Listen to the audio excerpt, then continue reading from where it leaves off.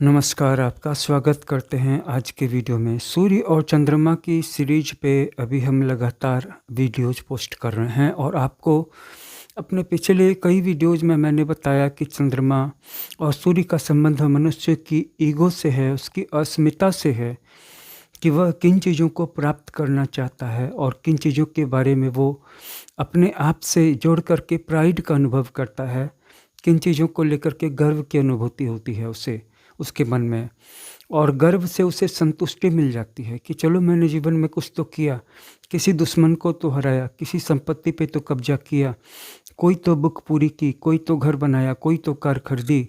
अब पड़ोसी मेरी कार को देख रहे होंगे और सोच रहे होंगे कि देखो कितनी बड़ी, कितनी महंगी कार खरीद ली, बिल्कुल प्रीमियम वाली कार खरीदी। तो ये जो गर्व की अनुभूति है, ये जो मैं और मेरा है, इसका संबंध चंद्रमा से और सूर्य से है। और इसी क्रम में मैंने आपको अपनी पिछली कड़ी में ये भी चर्चा की और बताया कि जिसकी कुंडली में चंद्रमा से चौथे भाव में सूर्य होता है, ऐसा व्यक्ति अपनी माता को ही कष्ट देने वाला होता है और प्रताड़ना करके मार देता है। मेरे पास अनेक सारे लोगों की कुंडलियाँ आती हैं, मैं किसी का नाम नहीं लेता अपने वीडियो में, लेकिन एक महिला ने कुंडली भेजी अपने ब्रो की और बताया कि वह अपने माता पिता के प्रति काफ़ी कठोर हैं। मतलब सोच लीजिए कि उनके माता पिता एक तरह से बेटे की जेल में ही बंद थे, इतनी कठोर आवाज़ में बोलना, डांटना, डपटना। माता पिता दोनों भय से दुबले हो गए थे।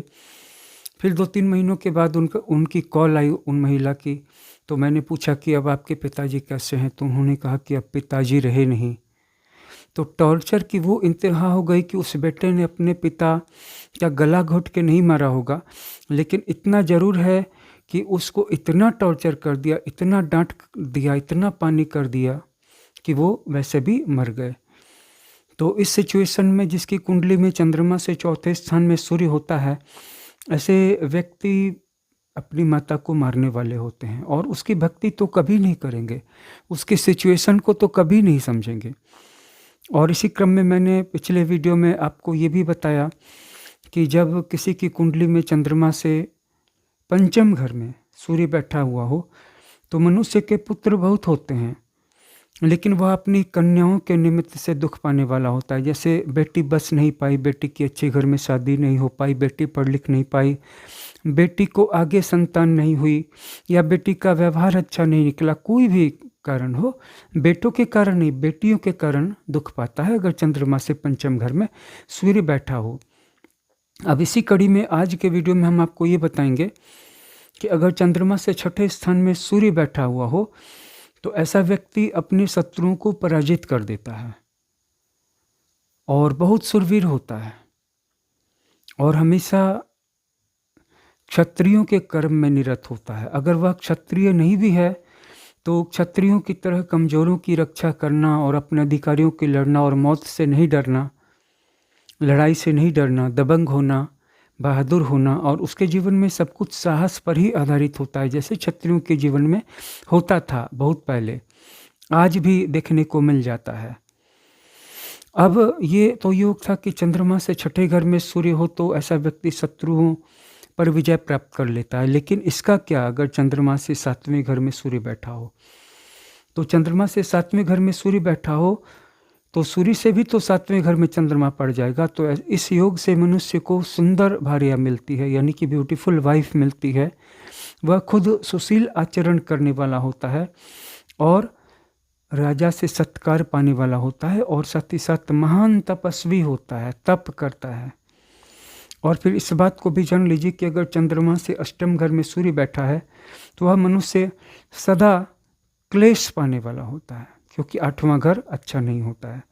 आठवें घर में अगर सूर्य पड़ गया चंद्रमा से तो दुख उठाएगा और फिर दुख पर दुख उठाएगा, और जब वह सोचेगा कि अब बहुत दुख हो गया तो फिर एक और दुख उठा लेगा, और इस तरह से अंत में उसको दुख में जीने की आदत हो जाएगी।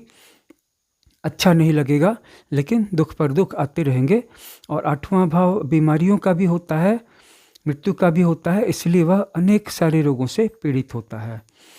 अब बात कर लें कि जिसकी कुंडली में चंद्रमा से नवम भाव में सूर्य बैठा हो तो क्या होता है।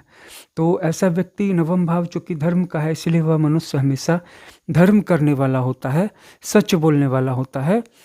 और चूँकि नवा भाव प्रॉपर्टी का भी है, और प्रॉपर्टी का मतलब फिर वही बात आ गई, छीना झपटी बंटवारा अधिकार। तो उसे अपने भाई बंधुओं से द्वेष हो जाता है। लेकिन वैसे व्यक्तिगत रूप से वो धार्मिक होता है और सच बोलने वाला होता है। अब बात कर लें कि चंद्रमा से दसम घर में सूर्य हो तो क्या होता है।